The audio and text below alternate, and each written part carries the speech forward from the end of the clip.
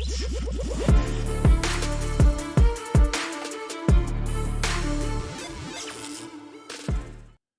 a lot of Hollywood news to go over in this video. I wanted to start with this one because there's some wild stuff going on for the upcoming DNC. And I thought that they were going to have an open convention, which still means you don't get a vote if you vote that way. It's going to be a call-in thing now, apparently. And nobody else is going to be able to put their hat in the ring. It's going to Kamala. This is wild.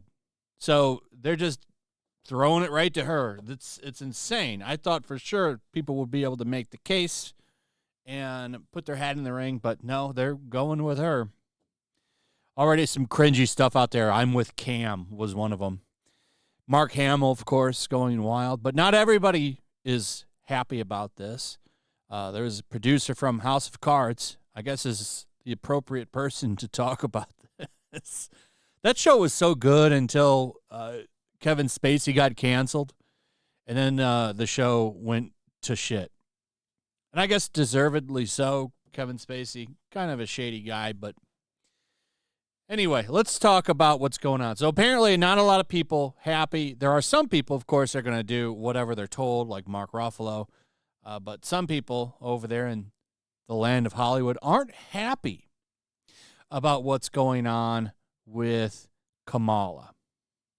How there seems to be a problem with mental health in general over there. Saw this from Deadline. This came out yesterday. Hollywood's mental health crisis. How job losses are impacting industry executives as LinkedIn is labeled a pit of despair. Now, I'm sure many of you are hearing there's a mental health crisis in Hollywood. No shit. You're not surprised, right? We all know that there's a massive mental health crisis in Hollywood. This one's a little bit different, and it has to do with grief and loss. Because a lot of people are sad that they're realizing they're probably never going to work in the industry again. And, listen, being an executive in Hollywood, there's a bit of clout that comes with that for sure, especially if you live in L.A.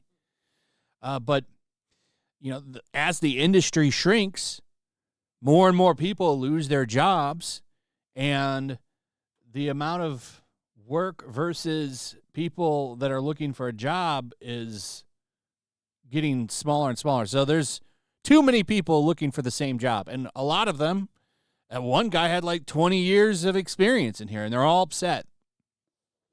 They're all upset. It's not going well for a lot of them, and a lot of them probably not going to find another job in Hollywood, at least not at the level that they were at before. And they're grappling with having to get another job. Like one guy actually has a success story in here. He left Hollywood. Well, he got kicked out of Hollywood and became a retailer. A realtor, sorry, not a retailer, a realtor. Started selling, houses, and he's doing better than he did when he was in Hollywood. But it's not like that for a lot of them. A lot of them are going to have to go to Starbucks or McDonald's. And a lot of them are part of the reason why the industry fell apart. Pushing all this DEI shit and attacking half of their customers. I mean, we've seen it time and time again with what happened like during 2016 was the worst of it. And then we went to 2020 and they just quadrupled down on it. I stand by what I've said before, that doing that turned a lot of people off to the movie star. The movie star wasn't in great shape before 2016, but they really just threw it all out the window after Trump became the nominee in 2016, and then of course eventually won the election. And they had meltdowns, clips of people crying and all kinds of shit. It's wild times, but they're still doing it. George Clooney is a big example of this because he wrote a big old op-ed and put it out to why Joe Biden needs to step down. These people should not be involved in this stuff. And, it's I would be a little bit more different on my opinion if there was diversity of thought here, but all of them lockstep in Democrat support and liberal policies.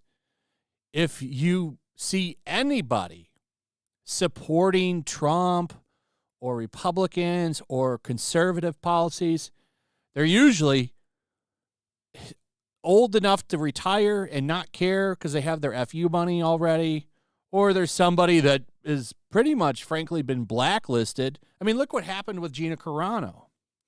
The night and day differences of what happened between her and other people like Pedro Pascal calling everybody that supports Trump Yahtzees, Mark Ruffalo and all of his crazy shit that he says all of the time, Mark Hamill doing the same thing.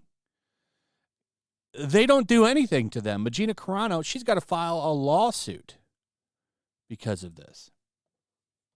It's wild. If it ran both ways, I don't think it would be that much of a big deal, but it's just so obvious that they're all in the back pocket of a lot of these corporations and a lot of these political people and lobbyists. It's such a joke. It's a joke. And they demonize fans, put out shitty content. And I don't know how much. I mean, there's a lot of factors for Hollywood becoming the way it is, poor quality of content and stuff like that. But I do think that their restrictions on thought, like the lack of diversity of thought, is definitely not a positive in Hollywood. And it probably did help push it to the way it is. And now, a lot of them out here having mental health crises because of the fact that they can't find work because the industry has shrunk. And it's probably going to continue to shrink. So, anyway, a lot of interesting stuff going on. I saw a couple of other things. Actress from General Hospital complaining about trolls. I don't know what the hell happened there. I don't even remember hearing about it. This one. General Hospital's backlash. Is anybody that is there actually a percentage of people that watch General Hospital that know what social media is? I thought it was just like all old women that watch soap operas at this point. I didn't know that they were even still on. What an unbreakable brand that is. But does anyone watch soap operas all outside of mainstream TV?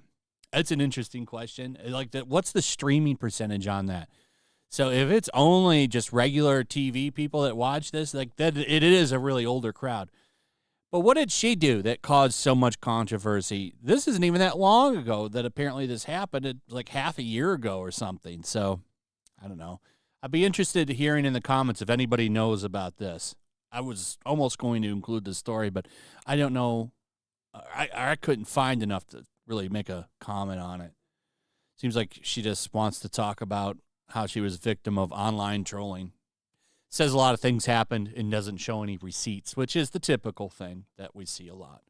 Anyway, that's pretty much it. Let me know what you guys think about all of this in the comments. Also, if you would, please like, subscribe, share the video. Make sure you're still subscribed. Hit that notification bell. I'll see you on the next one. Peace.